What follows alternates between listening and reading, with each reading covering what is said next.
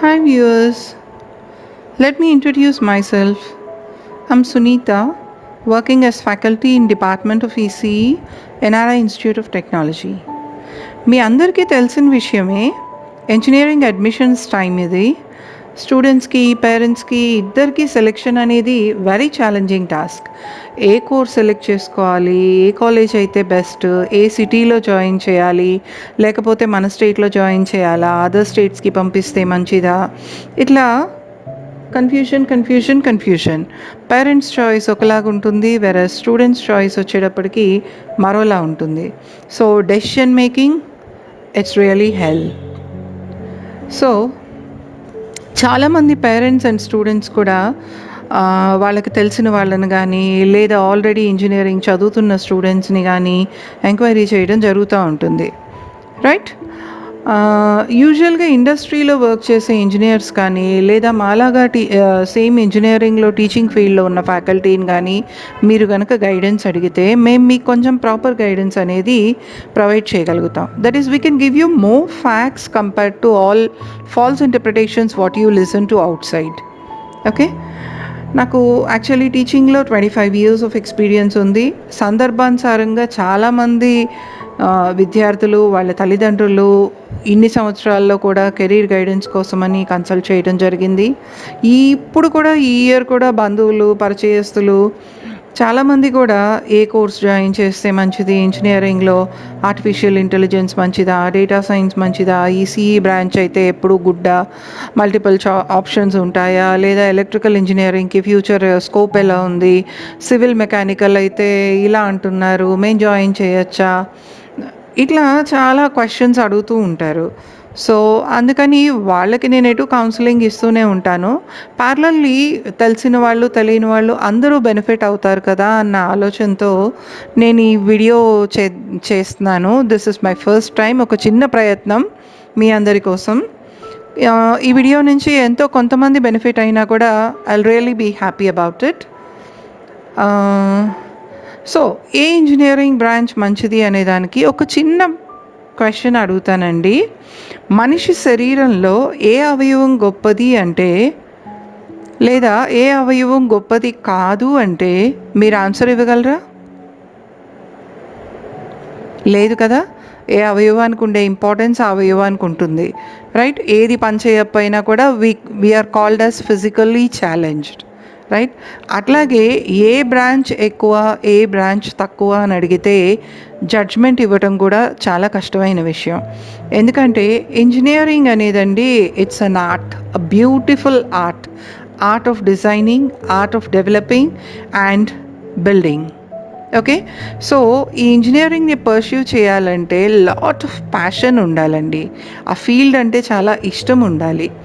యూజువల్గా మొదటి రోజు కాలేజ్కి స్టూడెంట్స్ వచ్చిన రోజున ఫస్ట్ ఇయర్స్ ఫ్రెషర్స్ మేము జనరల్గా అడిగే క్వశ్చన్ అండి, ఎందుకు మీరు ఇంజనీరింగ్లో జాయిన్ అయ్యారు, లేదా ఎందుకు మీరు ఈ పర్టిక్యులర్ బ్రాంచ్ని సెలెక్ట్ చేసుకున్నారు అని.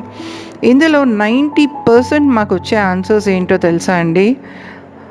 మా పేరెంట్స్ ఇది మంచి కోర్స్ అని చెప్పారు, మా ఫ్రెండ్స్ ఇదే కోర్సులో జాయిన్ అయ్యారు అందుకని మేము కూడా ఇదే కోర్స్ తీసుకున్నాము, లేదా మా ఫ్రెండ్స్ ఈ కాలేజ్లో జాయిన్ అయ్యారు కాబట్టి మేము ఈ కాలేజ్ ఆప్ట్ చేసుకున్నాము, లేదా మా బ్రదర్ ఆల్రెడీ చదువుతున్నాడు ఈ కోర్స్ అయితే మంచిదని చెప్పాడు, ఈజీ అని చెప్పాడు, లేదా మా సిస్టర్ అయితే ఇందులో ఫ్యూచర్ ఉందని చెప్పింది, లేదు ఇంకొంతమంది 5 digit శాలరీ వస్తుందని చెప్పారు, 6 digit శాలరీ వస్తుందని చెప్పారు, ఏసీ రూమ్స్లో కూర్చొని వర్క్ చేయొచ్చు, లైఫ్ ఎంజాయ్ చేయొచ్చు, 5-day వీక్, ఇట్లా లాట్ ఆఫ్ బక్వాస్ అండి మేము వినేది.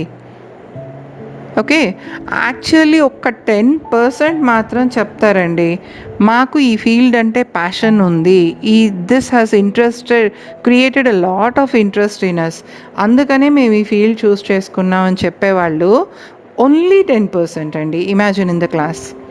ఇప్పుడు ప్యాషన్ ఉంటే చదువు అనేది ఎంతో ఇష్టంగా చదువుకోవచ్చండి. చదువే కాదండి, ఏ ఫీల్డ్ అయినా తీసుకోండి, మీకు దాని మీద ప్యాషన్ ఉంటే మీరు అందులో ఎక్సెల్ అవ్వగలుగుతారు. దాని మీద ఇంట్రెస్ట్ లేనప్పుడండి ఆటోమేటిక్గా మీరు షైన్ అవ్వలేరు. వాళ్ళ కోసం వీళ్ళ కోసం చేసే పని ఎన్నాళ్ళు చేయగలుగుతారండి? చేయలేరు కదా. సో అది ప్రాబ్లం అవుతుంది ఫ్యూచర్లో వాళ్ళకి. ఓకే, సో, జనరల్‌గా మీకు డిఫరెంట్ కోర్సెస్ ఉన్నాయి మనకి ఇంజినీరింగ్‌లో. మీకు మెషీన్స్ అంటే ఇష్టమా? You have a passion towards machines. Go for mechanical. Design, construction side ఇష్టమా? Go for civil. ఒక చిన్న ఎగ్జాంపులే తీసుకుందామండి. కోడింగ్ ఫర్ ఎగ్జాంపుల్ అంటే మనకి ఫ్యాసినేషన్ ఏంటంటే ఇప్పుడు కోడింగ్ కదండి. ఈ కోవిడ్-19 టైంలో కూడా మీరు ఏ ఇంటర్నెట్ ఛానల్స్ ఓపెన్ చేసినా కూడా మీకు అంతా coding, coding, coding. Right? I'm not against coding. It's a beautiful thing. We're having a lot of technology. కానీ ఇక్కడ నేను మీకు ఒక్క విషయం క్లియర్ చేస్తానండి. ఎంత పెద్ద కోడ్ అయినా రాయండి, ఎగ్జిక్యూట్ చేయాలి అంటే ఎలక్ట్రానిక్ సర్క్యూటరీ ఉండాలండి. మీరు ల్యాప్టాప్లో కోడ్ రాస్తారు, అది ఎగ్జిక్యూట్ అవ్వాలంటే ఏంటి? ల్యాప్టాప్లో హార్డ్వేర్ సర్క్యూట్ ఉండాలి కదండి. హార్డ్వేర్ సర్క్యూట్ ఉంది, ఓకే. Electronics done. కంప్యూటర్స్ ఉంది, ఎలక్ట్రానిక్స్ ఉంది, హ్యాపీ. మరి బ్యాటరీ డౌన్ అయిపోతే ఏం చేయాలండి? పవర్ కావాలి కదండి. మరి పవర్ అంటే ఏ బ్రాంచ్ అండి? Relative electrical. Okay, fine. Power electrical also is good, decided. Next, మరి పవర్ జనరేట్ చేయాలి అంటే మనకి ఏం కావాలండి? మెషినరీ కావాలి కదా. పవర్ ఎక్కడి నుంచి జనరేట్ అవుతుందండి? అయితే థర్మల్ ప్లాంట్లు, లేదా హైడల్ ప్లాంట్లు, లేదా సోలార్ ప్లాంట్లు. మెషినరీ కావాలి కదండి. మెషినరీ ఎక్కడి నుంచి వస్తుందండి? మెకానికల్ బ్రాంచ్ లేకపోతే. Okay, machinery also fine. మరి మెషిన్స్ ఎక్కడ పెడతారండి? రోడ్డు మీద పెడతామా? ఓపెన్ గ్రౌండ్లో పెడతామా? ఎండకెండి వానకు తడిస్తే పాడైపోతాయి కదండి. You need construction. మనుషులు ఉండాలి, ఇల్లు కావాలి కదండి, కన్స్ట్రక్షన్. ఇప్పుడు నది దాటాలి, బ్రిడ్జ్లు కావాలి కదండి, కన్స్ట్రక్షన్. ఒక స్టేట్ నుంచి ఇంకో స్టేట్కి వెళ్ళాలి, హైవేస్ కావాలి కదండి. మరి ఏ బ్రాంచ్కి ఇంపార్టెన్స్ లేదు చెప్పండి?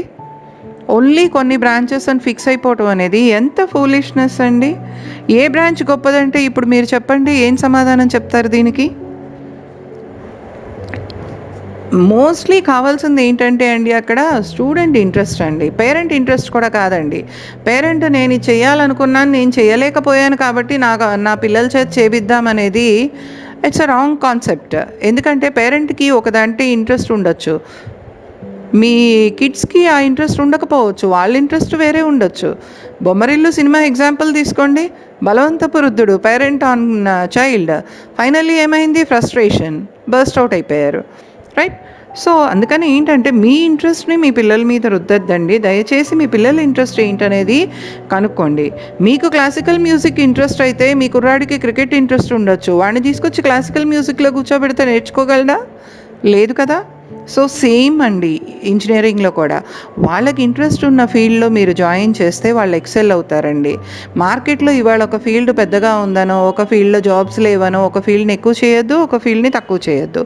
ఇంట్రెస్ట్ని బట్టి పెట్టండి, ఎక్కడున్నా కూడా ఎక్సెల్ అవుతారు. అలాగే ఇప్పుడు పేరెంట్స్ ఇంజనీరింగ్ స్ట్రీమ్లో కానీ లేదా టెక్నాలజీతో క్లోజ్లీ రిలేటెడ్ ఉన్న వాళ్ళకి కానీ మీకు ఎక్కువ టెక్నాలజీలో చేంజెస్ గురించి అండర్స్టాండింగ్ లేకపోవచ్చండి. ఇవాళ కంప్యూటర్ సైన్స్ ఒక్క దాంట్లోనే కోడింగ్ కాదండి, లేదా మీకు ఇప్పుడు సో కాల్డ్ మనకి ఇంకా స్పెషలైజేషన్స్ వచ్చాయి. ఆర్టిఫిషియల్ ఇంటెలిజెన్స్ ఏంటండి? Near human intelligence. మన బ్రెయిన్తో మనం ఎంత బాగా ఆలోచించగలుగుతామో అదే విధంగా రన్ చేయగలగాలి. సో మన పిల్లల దగ్గర కేపబిలిటీ ఉందా లేదా అని ఆలోచించకుండా మీరు తీసుకుపోయి ఆ కోర్సులో పడేస్తే వాళ్ళు ఏమైపోతారండి? ఈదగలగాలి కదా. బలవంతంగా ఈదేసే అంటే ఈదగలిగిన వాళ్ళు ఈదుతారు, లేనాళ్ళు మునిగిపోతారు. అవునా కాదా? ఫెయిల్యూర్కి సక్సెస్కి కారణం మీరు అవ్వచ్చు, కాకపోవచ్చండి, మీ పిల్లలే సక్సెస్కి కారణం అవ్వచ్చు. బట్ ఫెయిల్యూర్ అయ్యారంటే మాత్రం పేరెంట్స్ది అందులో మ్యాక్సిమం పాత్ర ఉంటుందండి. సో ప్లీజ్ మీ అభిప్రాయాల్ని, మీ ఆలోచనల్ని విద్యార్థుల మీద రుద్దద్దండి. మనకి అన్ని బ్రాంచెస్లోనూ కోడింగ్ ఉందండి. ఈసీఈలో డిఫరెంట్ కోడింగ్ ఉన్నాయి, సివిల్లో డిఫరెంట్ కోడింగ్ ఉన్నాయి, మెకానికల్లో ఉన్నాయి. ప్రతిదీ కూడా ఇప్పుడు సాఫ్ట్వేర్ రిలేటెడ్ అండి. ఏ బ్రాంచ్ ఆఫ్ ఇంజనీరింగ్ మీరు తీసుకోండి, ఏ బ్రాంచ్ ఆఫ్ టెక్నాలజీ వర్క్ మీరు తీసుకోండి, కోడింగ్ అనేది లేని బ్రాంచ్ అంటూ లేదండి. Every field has its own softwares. Okay, అందుకని సాఫ్ట్వేర్స్ అంటే ఓన్లీ కంప్యూటర్ సైన్స్ నేర్చుకుంటే సాఫ్ట్వేర్ అనేది వెరీ ఫాల్స్ ఇంటర్ప్రిటేషన్ అండి. పేరెంట్స్ దయచేసి ఒక్క పాయింట్ని మాత్రం అర్థం చేసుకోండి. గత 10 సంవత్సరాలుగా చూస్తే మనకు టెక్నాలజీలో మీరు అబ్జర్వ్ చేయొచ్చు చాలా మార్పులు. సో టెక్నాలజీలో ఎన్ని ఆవిష్కరణలు కొత్తగా వస్తున్నాయి, ఏ ఫీల్డ్లో రావట్లేదు ఆవిష్కరణలు మీరు చెప్పండి. ఇంకా ముందు ముందు వచ్చేదంతా ఇండస్ట్రియల్ రెవల్యూషన్ అండి. ఆల్రెడీ ఫేజ్ 1 స్టార్ట్ అయిపోయింది అందులో చెప్పాలంటే. సో మీరు కని విని ఎరగని మార్పుల్ని చూస్తారండి ఇంకో 10-20 సంవత్సరాల్లో. కాబట్టి ఏంటంటే మీ జనరేషన్ మీరేం చూసారు అనేది ఆలోచించొద్దండి. మీ ఫ్యూచర్ జనరేషన్‌కి చాలా స్ట్రెస్ ఉంటుందండి. వర్క్ ప్రెషర్స్ ఉంటాయి.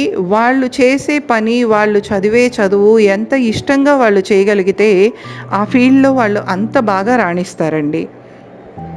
కాబట్టి వాళ్ళకి నచ్చింది మీరు జాయిన్ చేయండి. వాళ్ళ కోసం మీరు డిసైడ్ చేయొద్దండి కెరీర్. వాళ్ళ కెరీర్‌ని వాళ్ళని డిసైడ్ చేసుకోనివ్వండి. మీరు వాళ్ళకి ఆప్షన్స్‌ని మాత్రం ఇవ్వండి. ఏ ఫీల్డ్‌లో ఏది ప్రోస్, ఏది కాన్స్ అనేది ఇవ్వండి. దీన్నే మేము మా భాషలో చెప్పాలంటే స్వాట్ అనాలిసిస్ అంటామండి. స్ట్రెంగ్త్ ఏంటి? వీక్‌నెస్ ఏంటి? ఆపర్చునిటీస్ ఏంటి? మనకి ఏమేమి ఛాన్సెస్ ఉన్నాయి? ఇవన్నీ కూడా కన్సిడర్ చేసుకొని మీ ప్యాషన్‌కి తగ్గట్టుగా మీరు కోర్స్‌ని సెలెక్ట్ చేసుకోండి. I honestly I promise you can really do wonders. Okay. నా ఈ చిన్న ప్రయత్నం మీలో ఎంతో కొంతమందిని ఆలోచించేలాగా చేయగలిగితే I will feel really happy అండి. ఇంతసేపు చాలా పేషెంట్‌గా ఈ వీడియో విన్నందుకు మీ అందరికీ ధన్యవాదాలు. Thank you so much.